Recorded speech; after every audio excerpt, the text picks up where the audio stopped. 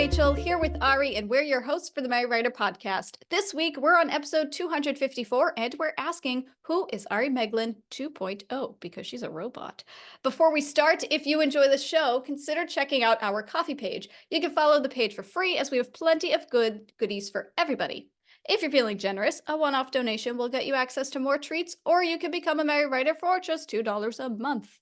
For this, you'll get access to all the items in our shop, including exclusive goodies, as well as access to monthly bonuses. And it all helps to support the podcast. Hooray! But of course, if that's not your style and you still enjoy the show, then please subscribe wherever you're listening if you're not already, and consider dropping us a like if you're watching on YouTube. Alrighty, we're back with another interview, and we are interviewing Ari for the second time in like 2 years.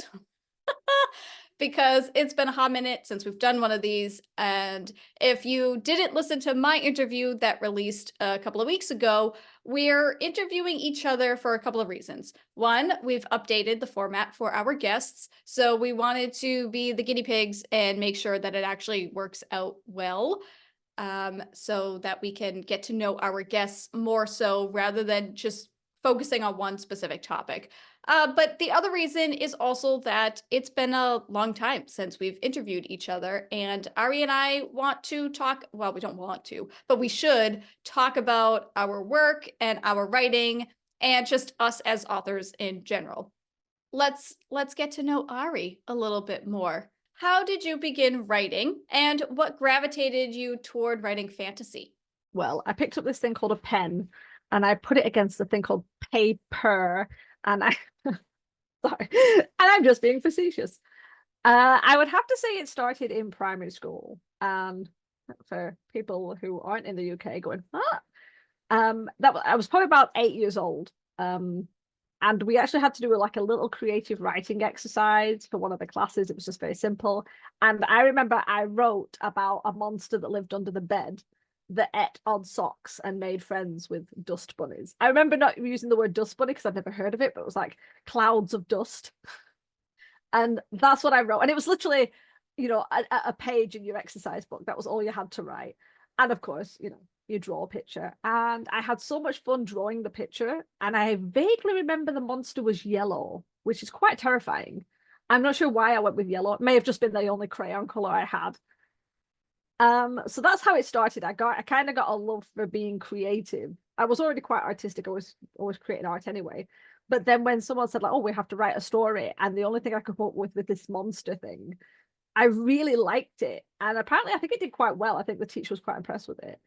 And then from then on, I used to write stories about my art. So I would draw out some like little character, usually an animal, because that was the only thing I could draw. And to be fair, that's the only thing I liked. I wasn't really big on people, even back when I was little. So I would draw out some animals, and then I would write stories about them. Or even like if I had toys, like I used to have like little farmyard animals and like little zoo animals. So they would like go on an excursion across the living room, and I would write it up. I know it sounds really dumb as I'm saying it, but that's what I would do. And it always surprises me looking back that I didn't become a comic artist, because that's the medium that mixes art and storytelling. But I didn't. And I was much more of an artist than a writer when I was little. And then it kind of got into more and more writing that way. And to be honest, moving towards fantasy, not really a surprise. I mean, as I said, I was always writing stories about animals. So they were talking and they were getting on. And it was like, I could have had a fox talking to a deer and a mouse. So that was already fantasy, isn't it? And also, even when I was young, you're talking like 5, 6 years old, I was already in love with like mythical creatures. I already loved things like Pegasi, unicorns, dragons. So writing fantasy was kind of inevitable. I liked the freedom of writing without the constraints. And it's like, it sounds quite posh when I'm saying it now. And obviously when I was like 8, I didn't have that thought in my head, but it's just like, oh, dragon. And I would write about dragons, and I liked magic. If you've ever watched all the Disney cartoons where the princess is talking to the birds and shit, like some of the things I remember when I was little, I used to watch. Looking back, it's like some of them aren't actually what I would consider kids programs. Like even The Last Unicorn. And that actually it's not actually much of a kids thing. If you actually watch it, it's not actually a kids program. Or a book if you've read it. But I really liked that. I liked the style of these sort of creatures. So yeah, I was always going to end up in fantasy, definitely. So you really just let your imagination run wild. A teacher gave you a little spark, little nugget, and then you just ran with it and you never stopped. And I think that is the cutest, most adorable story. And do you still have any of the drawings? Like, do you still have the drawing of that yellow monster? I don't have the yellow monster, no. I do have a lot of my older drawings. Maybe not from like that age. Because obviously when you're a kid, you draw things, you give them to your parents, they look at them and go, oh, lovely, and then it goes in the bin. Maybe that's just me. But no, I do have a lot of older drawings from when I was younger, but not that young, unfortunately. I think it's probably like early teenager, just heading into teenage years. That's where I've got my artwork. And again, some of them is like, this creature's got, it's like, ooh, it's magic and it holds green flame. I don't know why I really liked green flame when I was younger. Like that was any magic, it was always green flame. Well, yeah. I mean, I think that's like a very Disney-ish type thing. Like, I think it's Sleeping Beauty, where I'm pretty sure Maleficent's magic is like green and flame, and I don't know why green is associated with evil in that particular movie, what it is, but it's something different because regular fire is blue, and then other fire is no, regular fire is like red, orange. Ari's making faces, and then like other fire is blue. There we go. There's that explanation. It's actually really cool though. It's like if you watch certain types of fire, you can actually see green flame around the very edge at the bottom. You can also get purple. And that's like if you really like hone in on the edges of the flames, you can see little bits of green. And they're all different temperatures as well, which is some sad thing that you end up learning when you're really interested in fire. Not a pyromaniac, just gonna say it. I didn't know that you could see little bits of green though. I've seen the purple. But anyway, back to Ari. If you I'm gonna throw in an extra question. I'm gonna screw you up. Sorry. I didn't do that to you. Oh, well, I just have to ask, like you mentioned that it doesn't surprise you that you never started like writing comics. Like, is that something that you would like to do? I actually have a comic idea. Me and my partner have been working on it for like a year and a half. We got some random silly ideas. We just sort of scribbled them in a notebook, and as they came, we've got like a year's worth of one comic a week ideas that we're supposed to be eventually working on. But I don't think I'll ever do anything really big where it's like multiple panels. And I'm not talking like graphic novel level. I don't think I'll ever do that. It's very much a comic, just art and writing, not the kind of like the intense storytelling and the artwork you get with like graphic novels. But again, it's another one of those things. It's another frigging project added to the list. Sorry, the mountain of projects I'm already thinking about working on. So while it's definitely there, I don't know whether I can give it any more attention without starving something else.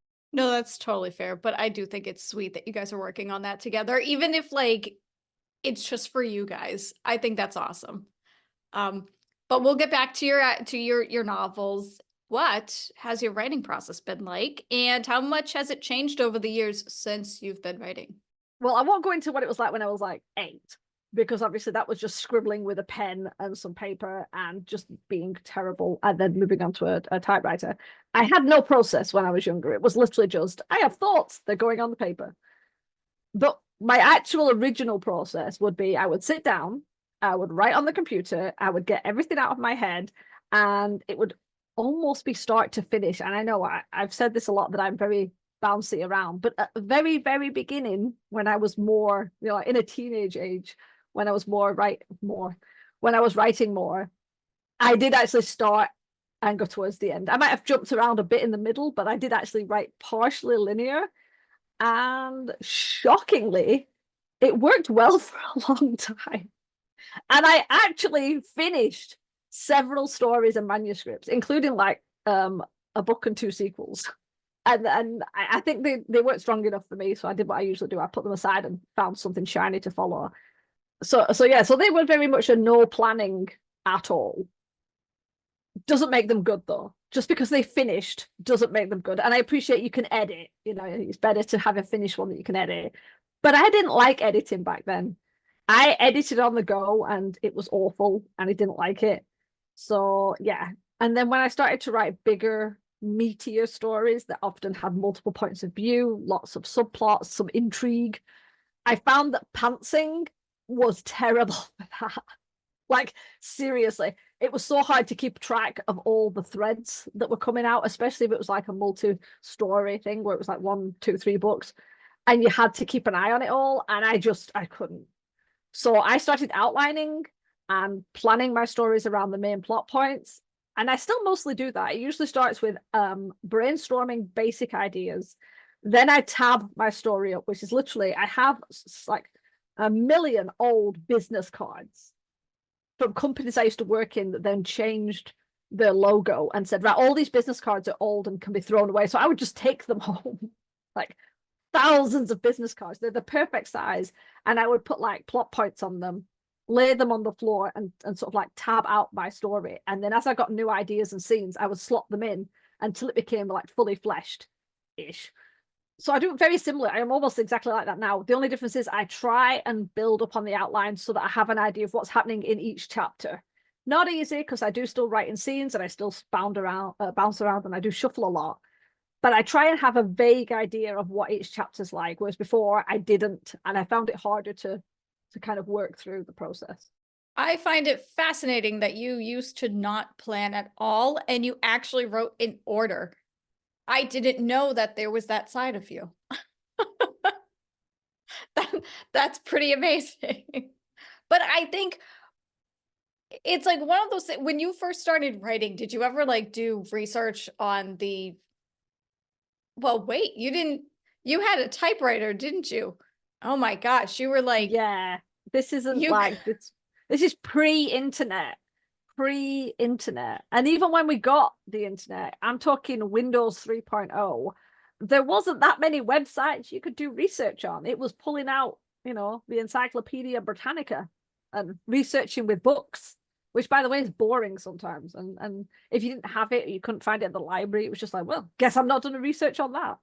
yeah, it's pretty limiting. I mean, like doing research on the computer isn't the greatest option, but it does give you a lot at your fingertips. But yeah, that kind of threw my next question out the window because I totally forgot that. Um, Wait, so you started writing in notebooks and then you switched to a typewriter? Is that what you said? Yes, we had a family typewriter. It belonged to my mum. And we didn't really use it very often. And obviously, you've got ribbon, it's costly. You can't just go around, randomly typing stories for yourself and using up all the ribbon tape. So I had notebooks and I would just scribble all my ideas down. Like I filled notebooks page after page after page. And I'll tell you, it's not easy because you're like, oh, I missed that bit. So then you'd be a giant arrow round the edge of the margin. This bit next. It's just awful. And then when the typewriter was stopped being used more by the family, I started like, well, I'll take it. And I would sit there and I would pound on these keys. And I got a lot of, could you keep it down? Because I was really noisy and I learned to type on it. But then, yeah. And then I think that's why they got the word processor in the house, because it was like they needed quiet. So they put it in a separate room upstairs to shut me up, close the door, get rid of the typewriter. I love that. I love that so much. But yeah, it's amazing. And then as you got older and you wrote more, you kind of realized what works and what doesn't. And I really appreciate how your writing has like grown over the years too, because you started with pen and paper and you wrote linearly. And then as you came up with more ideas and you learned more about your own writing style and just the writing craft in general, you started having multiple POVs and the like, and you kind of realized, oh, this doesn't really work anymore, but let me figure it out. And that's great. That's amazing.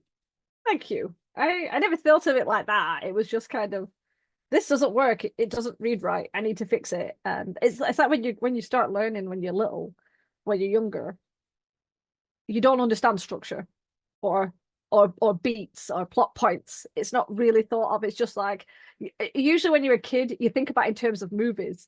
This happens and this happens and you don't think, okay, well, you can't have four chapters of nothing happening just because you want to have characters chatting away. And that's what I would do. I'd have like loads of boring things, or I'd put all the really good stuff at the beginning and then it would tail off.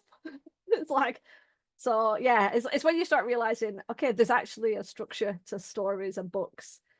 You have to learn that is when you think, oh gosh, this method I was using doesn't work anymore because it's not good. So But that's just it. You kind of learn as you go. And I don't think a lot of people realize that when you start writing, especially from a young age, you don't know those things, but you keep going with it anyway. You keep practicing. And then as you practice, you realize what's working, what doesn't, and you learn these terms, you see what other people are doing, and you develop your voice. And it's just you don't have to stress over the learning aspect of it because you already are learning. You're just not actively seeking out the information. I don't even know if this is making any sense, but it's like the more you practice, the easier things come to you and you can just do it. And then before you know it, everything's changed, everything's different, but it's all different for the better. And now it's really shaped the way that you write your books now. it has. And I I am not having to go at anybody, but I remember even years ago, I would sometimes get people sneering because I've been writing books for like 20, 30 years or whatever. Well, maybe not that, like 20 years from years ago. And it was almost like, well, you're still writing if you've not published anything. And it's like, well, there was reasons and choices behind that. But me taking 20 years and writing lots of different things, lots of different genres, lots of different styles of writing to, as you said, find my voice, that wasn't me wasting any time.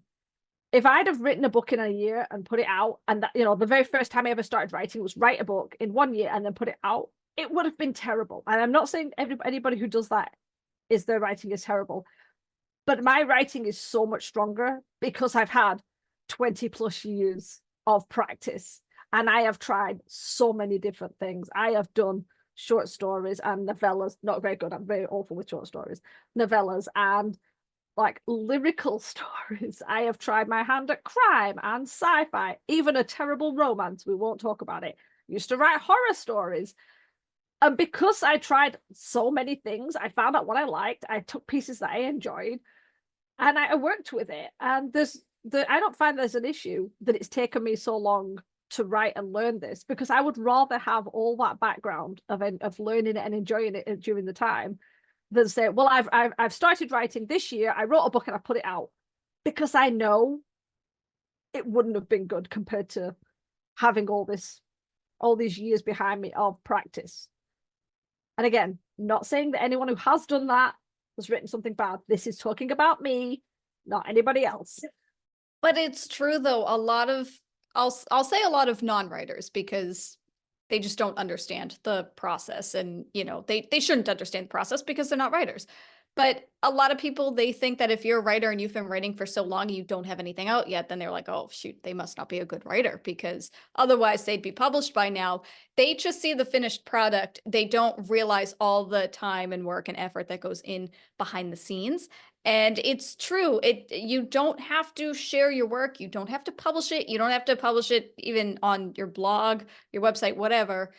As long as you're writing, just do it for yourself and then just keep going with it. And you get that practice and you learn as you go and you find your voice. And I think that's amazing. And that actually kind of is a decent segue into my next question about the publishing and stuff like that. What is your ultimate goal with your writing career or for your writing career? I have to admit, it does flip flop a bit. My goal has always mostly been that I would love to be published, and if possible, earn enough from that work to comfortably support myself. We talked about it in your episode. Not looking for fame. Riches would be nice, but even then, I don't even need that. I would just like, to be able to sustain myself, to be able to write more, or even just sustain me a little bit and then work as well, just something. But yeah, I don't want to be a big name. I certainly don't want to be so well known that people would, like I would have to be out there and people would want to know more about me. It's like I would rather the work be the biggest thing, not me, the author. Not happy with that. I am a massive introvert and an extreme anxiety sufferer, so that would be hell. But I would like to be published, and I do have issues because every now and then I get that kind of crippling doubt knowing that the world is full of critiques. Nope, the world is full of critics now and everybody has an opinion on something, and it doesn't even have to be they like fantasy, they read your book, they didn't enjoy it. You literally get people who don't even like fantasy and they read it and then they're like, oh, didn't really like it, wasn't realistic, it was fantasy. People buy in novellas saying, oh, I knew it was a novella, don't really like novellas, and leave them a low star. That's what you're dealing with these days, and it's hard. You have to have stronger skin, and I'll be honest, I am a bit of a softie most of the time. And I'm torn between wanting to put my stories out there to let people meet my characters and then being horrified that I'm going to have them stolen, or that they're going to be ridiculed, or that someone's going to create creepy, weird fan art that's a bit porny. And I don't want any of that.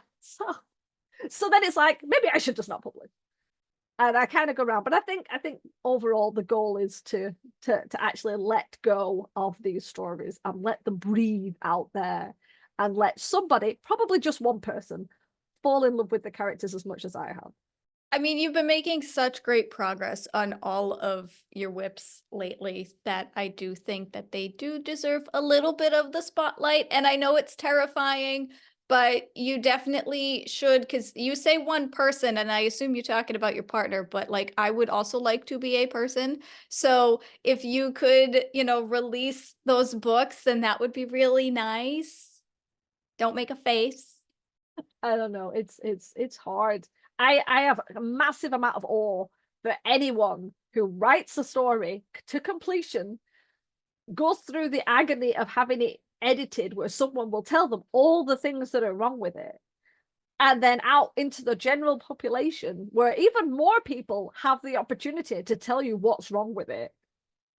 And there have been stories of like authors that have had emails sent to them by readers randomly sharing how much they disliked it. It's like, first of all, that's what review sites are for. If you have to leave a negative review, there are places to do that. To go out of your way to email an author, it's just a dick move. And yeah, it's hard knowing that there are people out there like that. And it's bad that the first thing I think of is, oh my God, someone's going to hate it and email me and tell me how awful it is, rather than someone might actually like it. But this is my headspace. So It's terrifying. And it's one of those things that you expect the worst. You prepare for the worst, but hope for the best. I think that's the phrase. So, and I mean, and it's hard too, because it's your book, baby. And it's like you put your heart and soul into it, and then the idea of somebody not liking it definitely is going to overpower the idea of somebody actually liking it. But there is an audience for everybody, and you work so hard, and it shows through your writing, and you can do it, and you will do it because I say so. And also, speaking of characters and releasing them into the wild, who is your favorite character you've created and why? this is not an easy question. This is like saying, which is your favorite kid? And we all know that parents have a favorite, but you don't say it. I'll be honest, I obviously have favorites within every manuscript. I always have favorites, and you can usually tell because they're the ones who get more airtime than anybody else. But if I'm going to be honest, I think my main favorite is Trinity Hart. And she is the protagonist in my very creatively named Trinity Hart series. And it's probably because I've been writing her since I was 19. And I have wrote her stories when I was still pantsing, and I have tons of plots and scenes and so many characters all created and written. I know where she goes from when we meet her to like further on in the series. I know what she goes through. I know how she develops. I know how other characters develop.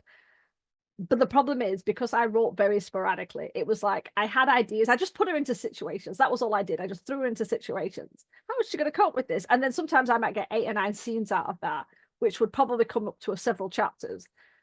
But I don't actually have fully organized manuscripts for all these hundreds of scenes. And it's got to the point where it's such a big job now. I'm terrified.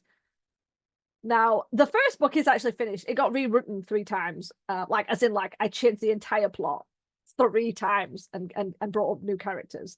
And the first book is called Dark Heart. And it is written. It's actually written as of this recording. It is written. I am being a little obsessed with it, and I'm struggling to let anybody read it. I'm hoping by the time this goes live, it's been read by at least 2 other people, not just me and my partner. And I think the problem is when you've been writing characters for so long, it does get difficult to let them go. And especially if you are quite sensitive to criticism or just sensitive in general, and I am that. And I do have an emotional connection because she has been with me for years and years. I mean, as of recording this, I am 43 and I started writing her at 19. And I have put her through hell. It's so awful. But whenever I was struggling through something or dealing with an overwhelm of emotion that I didn't know how to cope with, I would put her in an awful situation and see how she managed and get herself out. And because she did that, I could do that. It wasn't even like the same. It wasn't like, wow, I'm in this awful situation. I'll put her in the same one. I would put her in something worse. But then she'd be fine. She'd get through it. She's fine. She's tough. But yeah, she's been this constant character throughout all of my writing. I have started projects and stopped projects. I have started and finished projects.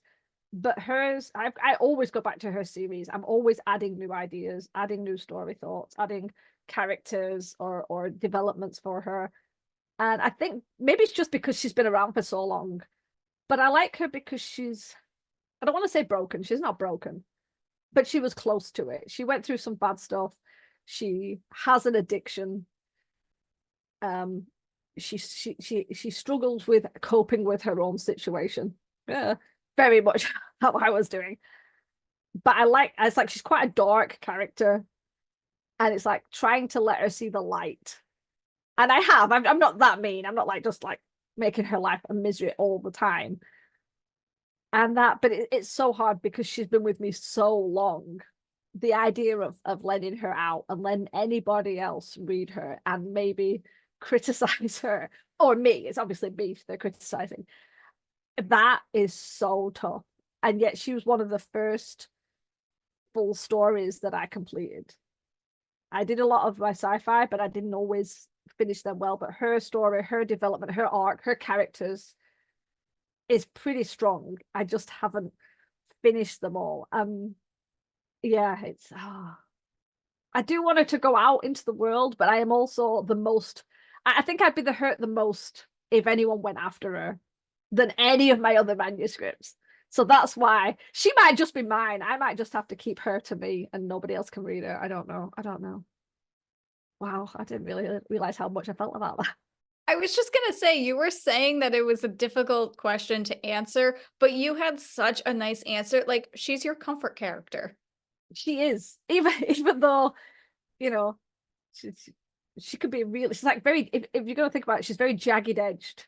She has really good, strong morals and good loyalty, but at the same time, she's very jagged. So if you get too close, you kind of hurt yourself. You can end up getting, if you get a brush against her, you're probably going to walk away with an injury. Not saying that she's like a violent character, but she's just one of those weird. I can't even explain it. It's really weird. I was not expecting this level of emotional intensity from a question. I don't even know what to say about that because it's so sweet. And I love that you've been with this character for so long and she means so much to you. And I would love to see her. I would love to read Dark Heart. But I also like the way you described your answer. I also understand if you would prefer to keep her to yourself because yeah, she's your first book baby, even though it's not like book, she's a character, it's not like the book. Well, you know what I mean. You know what I mean. But yeah, no, Yeah. she is your comfort character. And I love that you created a comfort character for yourself. I think that's so sweet. I don't even know what to say because again, you just had such a nice answer, and I love that for you. Yeah, it's weird. Yeah, that's a perfect answer. She is a comfort character. She's the one I always go back to. And again, it's not like it's a soft, like, oh, it's a light comedy or romance. It's like it's a preternatural fiction because I freaking love monsters. So, and I don't care if they're trending and everyone's tired of vampires. I was writing this shit years ago, before vampires was as big as it is now. So, but just get that little jab in. But yeah, no, I've just dealt with her too long. She's developed. She's just if I had the ability to make one of my characters come alive, she would be the first choice. And then I try and make her life comfortable because, good God, I have put her through some horrible things. And it's weird when you said like you'd like to read it. It's like I'd be like, yeah, I could let you read it privately.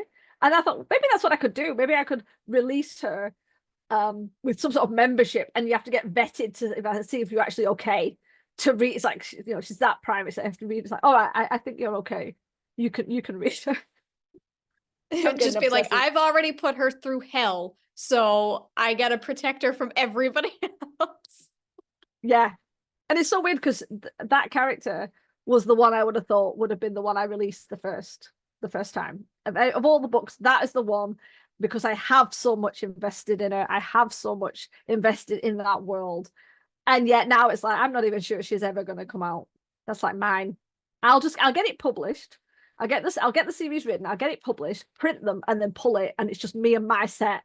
I'll say. And that wouldn't be a bad thing. I mean, because I feel like that kind of happens for a lot of writers where you create that character, you create your first series, your first book, whatever.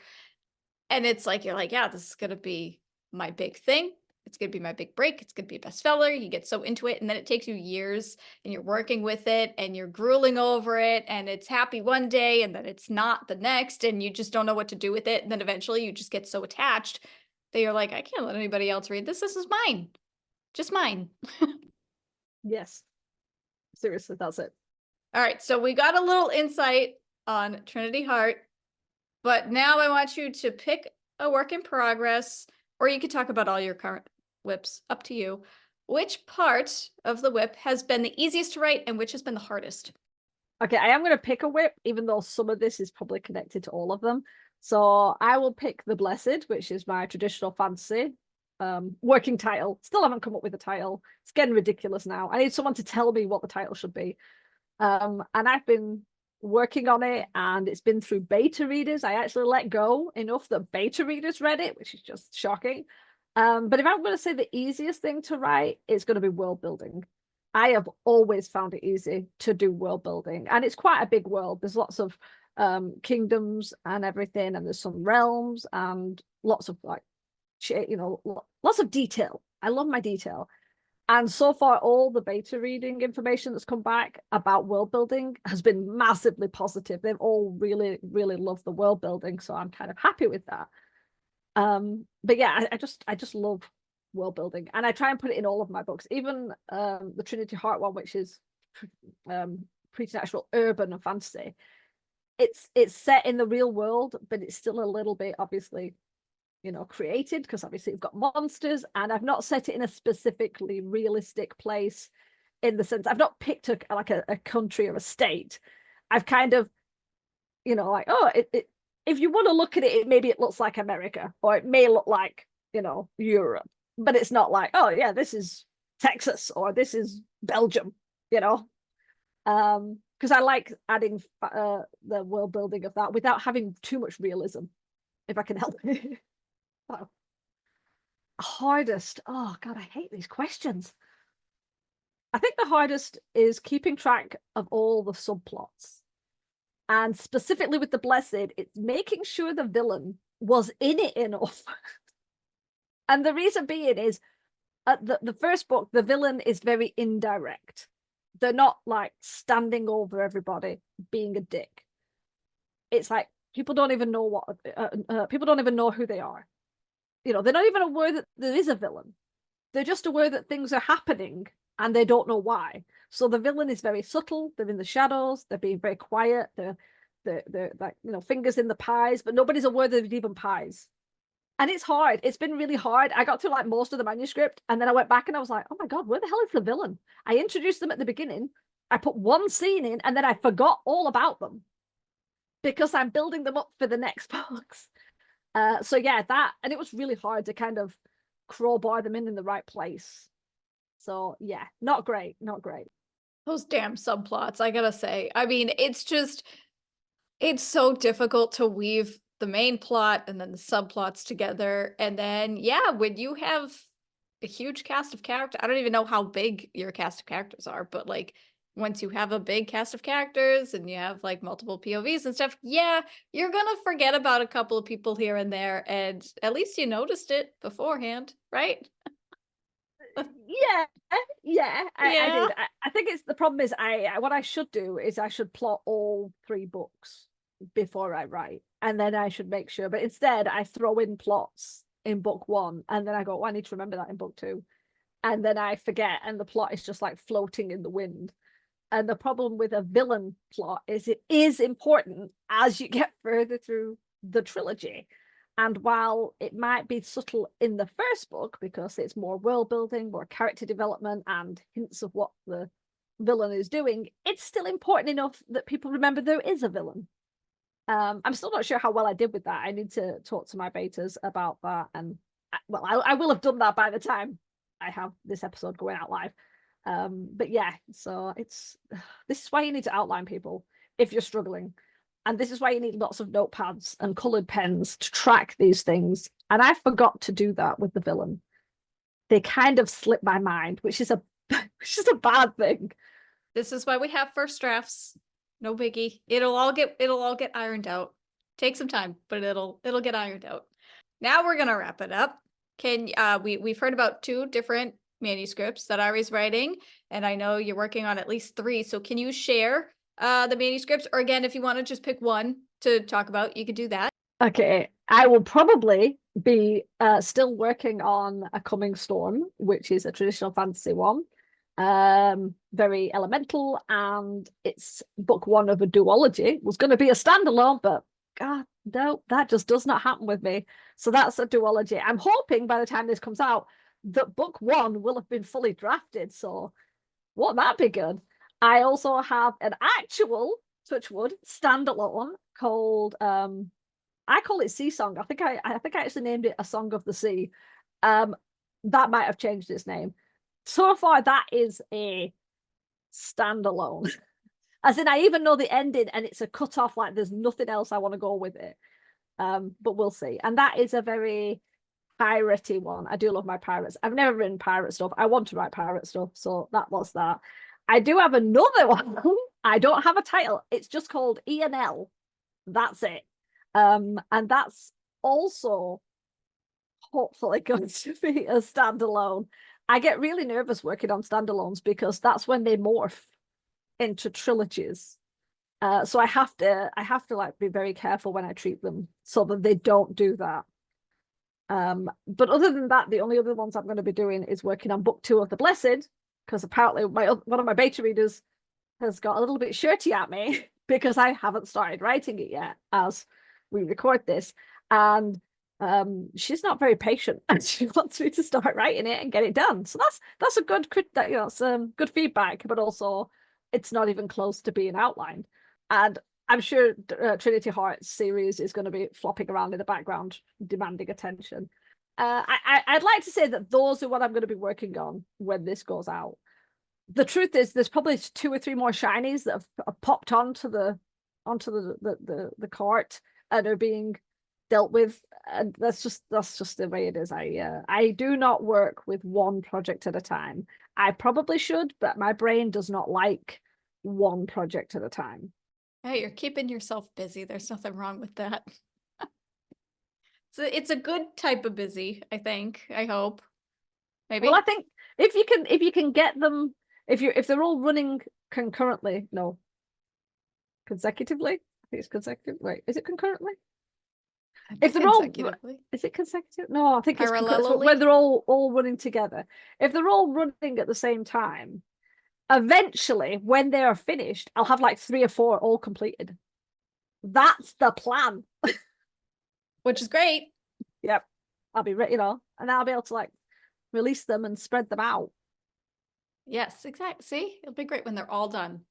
Then a whole new batch of stress will appear, and it'll be different and exciting. Hooray.